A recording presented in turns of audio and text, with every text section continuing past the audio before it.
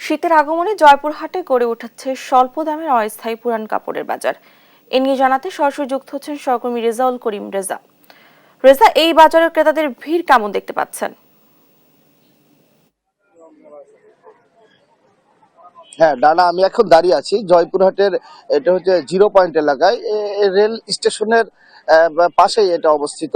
এই যে এখানে কিন্তু প্রতি বছর শীতের সময়, অর্থাৎ শীত যখন শুরু হয় তখন থেকেই কিন্তু এই বাজারটি মানে লাগানো হয় আর কি। এটা রেল লাইনের উপরে এই বাজারটি লাগিয়ে থাকে এখানকার ছোট ক্ষুদ্র ব্যবসায়ীরা।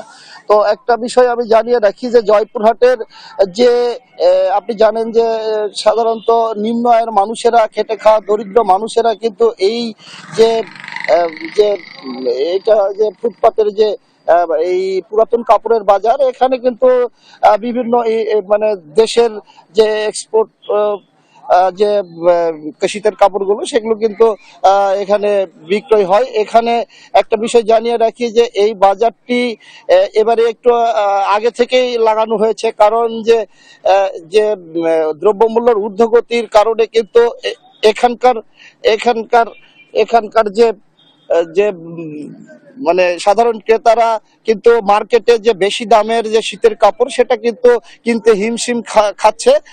আপনি দেখছেন যে এখানে সাধারণ ক্রেতারা এখানে এখানে ক্রেতারা কিনছেন। আমি একজন ক্রেতার সঙ্গে কথা বলবো। আপনি তো এখানে কাপড় কিনতে এসেছেন, কি অবস্থা, কেন এসেছেন? যে ভাই, আপনি জানেন যে জয়পুরহাট হলো উত্তরবঙ্গের সবচেয়ে শীতার্থ এলাকা জায়গা। এখানে প্রচন্ড শীত হয়। এই শীতে যদিও এখনো তেমনটি লাগেনি এখন। আমরা আগে থেকে আসছি। আপনারা জানেন যে এটা হকার্স মার্কেটে আমরা কম দামে পাই। নিউ মার্কেটে আপনার আমরা এই সব কিনতে পারি না। ধরেন এই যে আমি এই জ্যাকেটটাই কিনলাম, এটা হয়তো আমরা মার্কেট থেকে কিনতে গেলে হয়তো আমরা 1,000 বা 2,000 টাকা লাগতো, কিন্তু সেটা কিন্তু আমরা এখানে 400 থেকে 500 টাকার মধ্যেই কিন্তু আমরা এখানে পাচ্ছি।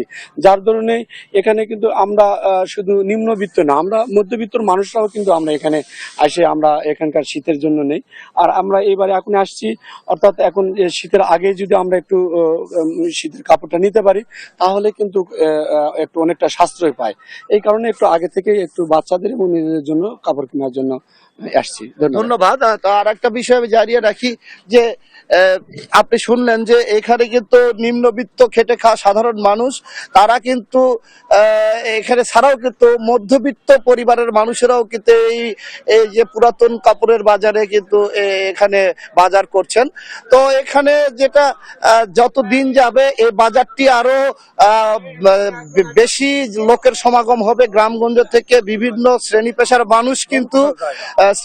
মানুষ কিন্তু এখানে বাজার করে, মানে এই শীতের কাপড়ের বাজার করে থাকে। তো আজকের আমি এখানকার জয়পুরহাটে, যদিও স্থানীয় আবহাওয়া অফিসটাই পাশের উপজেলা বদলগাছি, নওগাঁ জেলার বদলগাছি উপজেলা থেকে যে আবহাওয়া অফিস থেকে মিনিমাম যে আবহাওয়ার তথ্যটি জানিয়েছেন, আজ সকালে 14.4 আবহাওয়া ছিল। এই ছিল আমার জয়পুরহাটের শীতের বাজার, পুরাতন বাজার থেকে সর্বশেষ। আমি এখন ডানার কাছে চলে যাচ্ছি স্টুডিওতে।